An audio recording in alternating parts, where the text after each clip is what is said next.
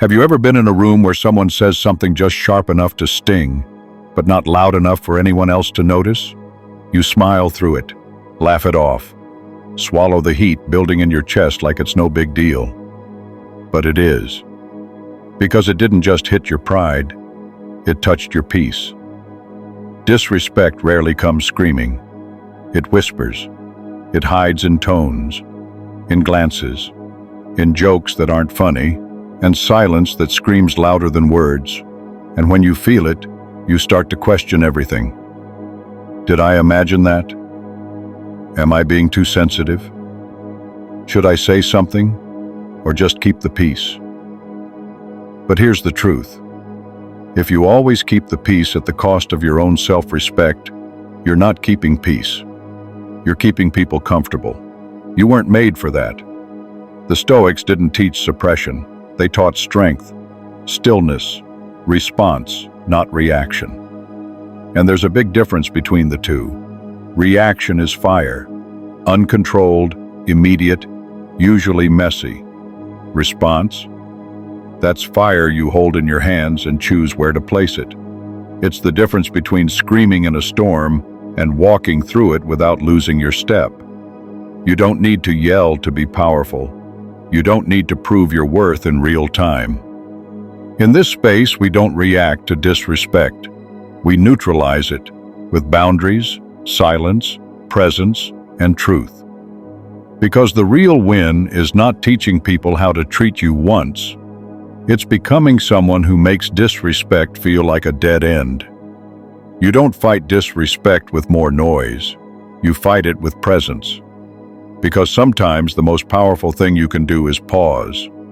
Not because you're weak, but because you know your silence holds more weight than their volume ever could. People who disrespect you want one of two things, control or chaos.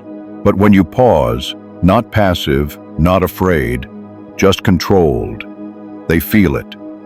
They feel the ground shift beneath their confidence. Because they can't read you. They can't shake you. They can't drag you into a reaction that makes you look small just to make themselves feel big. That pause? That's not emptiness. It's dominance. It's saying, I see you, but you don't get to dictate who I become in this moment. Jake learned this the hard way. He used to clap back. He used to chase justice in real time. And every time, he'd feel worse after. Because defending your value to someone who already decided not to see it is a war you lose just by entering it. So he started doing something different. He stopped replying with fire. He replied with stillness. He let the silence say, "You don't move me." And over time, he noticed something. People either adjusted their tone or faded out. But either way, his peace stayed intact. The Stoics knew this. Not every disrespect deserves a response. Some deserve removal, distance, and complete emotional detachment. You don't teach people by arguing. You teach them by not showing up to the same game they expect you to play. Let them swing into the wind. Let their words fall flat. Because you've trained your power to show itself without shouting. And that shakes people more than any insult ever could. They don't need to understand your boundaries for them to be real. You don't draw lines to get approval. You draw them to protect your peace. Because there comes a point where it's not about teaching them what's okay. It's about finally enforcing what you already knew wasn't. You've been polite. You've been patient. You've tried to see their side. But here's the truth. Some people only respect space when it turns into silence. Some only notice your limits when you stop making yourself easy to reach. Not out of malice, out of clarity. Jake used to over-explain. Every time he tried to set a boundary, he turned it into a speech. But no matter how kind or detailed he was, they pushed right past it. Because his tone said, "I'm asking." not "I've decided." So he changed. No more essays, no more emotional disclaimers, just action. He stopped answering calls that drained him, stopped showing up where he wasn't valued, and most of all, he stopped thinking peace had to be earned through over-availability. And guess what? The world didn't end. It just got quieter, cleaner, more honest. The Stoics taught, don't try to control others, just master yourself. Your time, your space, your presence is not public property. If someone keeps crossing your line, move the line, further, deeper, until there's no access left to abuse. This isn't cruelty, it's maturity. Not everyone deserves front row seats to your growth. You can wish people well from far, very far away. And the moment you realize that, you stop bleeding energy into places that never knew how to hold you. Protect the gate. You are the gatekeeper. If this is reaching you somewhere real, don't scroll past it. Subscribe to Inner Fort, not for hype, for reminders, for structure, for the kind of peace that doesn't beg to be seen. Most people scream because they don't feel heard. They prove because they don't feel believed. They post because silence terrifies them. But you're learning the art of power that whispers. Because when you really have it, you don't need to flash it. You walk in a room and people feel it before you speak a word. Jake used to argue every time someone questioned his worth, defend every decision, chase closure like oxygen. But over time, he stopped trying to explain what was already proven in how he lived. Now, he walks different, not louder, just steadier. No need to be seen, no need to clap back, no need to win small battles that don't matter in the war for self-respect. Because here's what the Stoics knew. Silence isn't the absence of thought. It's the control of it. You don't owe explanations to people who keep misunderstanding you on purpose. You don't need to defend your calm to those addicted to chaos. Your strength is not found in proving them wrong. It's found in not needing to. You've already won the moment you walk away without lowering your voice or your values. Let them misread you. Let them wonder. Let them fill the silence with whatever story they need to tell themselves. Meanwhile, you're moving, you're building, you're living. And that, right there, is what shakes them most.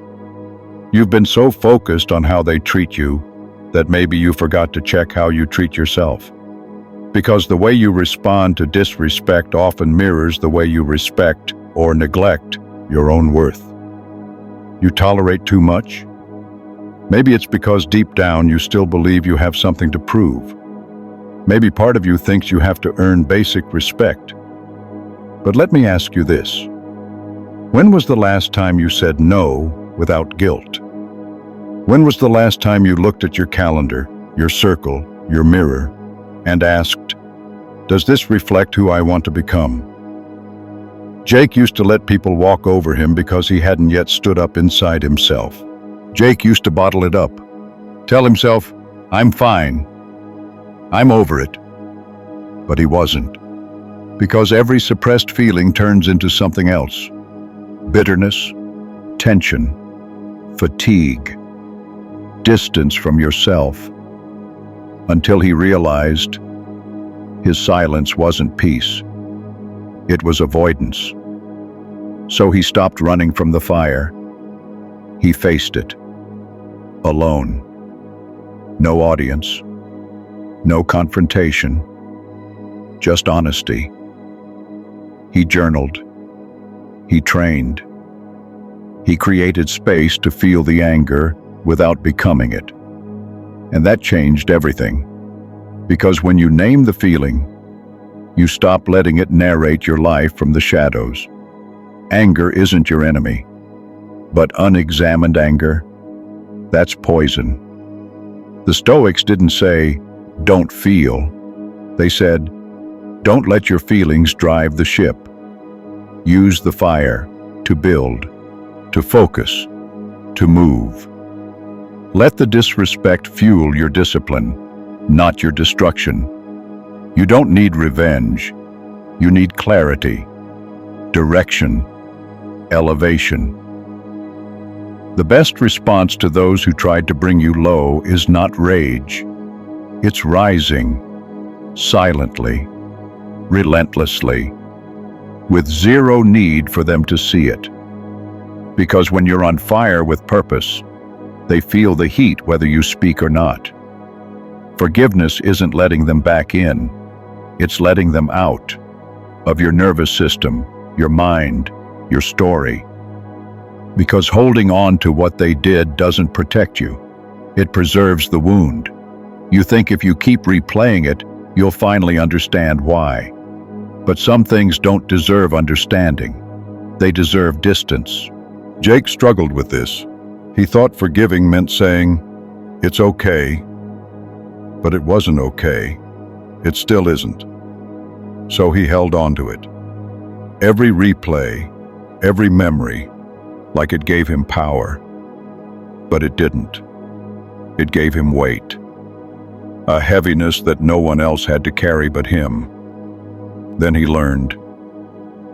Forgiveness is not an act of approval. It's a release. A cutting of the cord that keeps tying you to something that already hurt you once. Why let it hurt you again? The Stoics knew resentment is a self-inflicted wound. You don't have to trust them again. You don't even have to speak to them. But you do have to free yourself from the invisible prison of what they did. Because if you don't, you become a mirror of their actions. Cold, hard, defensive. You start building armor over a heart that was meant to move. And that's not power. That's paralysis. So forgive them. Not because they asked, not because they changed, but because your soul wasn't built to drag dead weight. Forgive them, and then move like you never needed them to validate your healing. This is what strength looks like when it's done quietly, when it chooses elevation over endless explanation. You can forgive, and still keep the door shut. You can release, and still remember.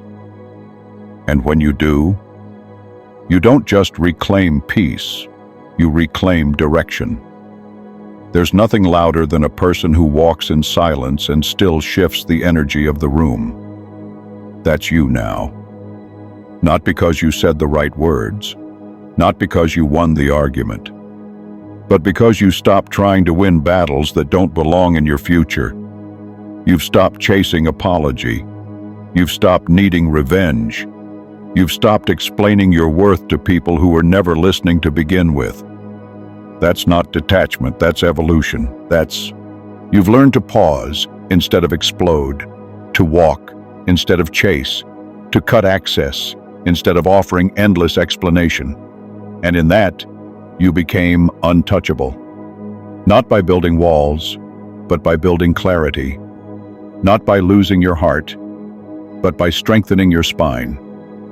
The Stoics never promised peace from the world. They promised you could build it within yourself and carry it through every storm. And now you know. Disrespect loses its power the moment you stop dancing with it. Your worth doesn't live in their hands. It never did. It was always waiting in how you choose to respond.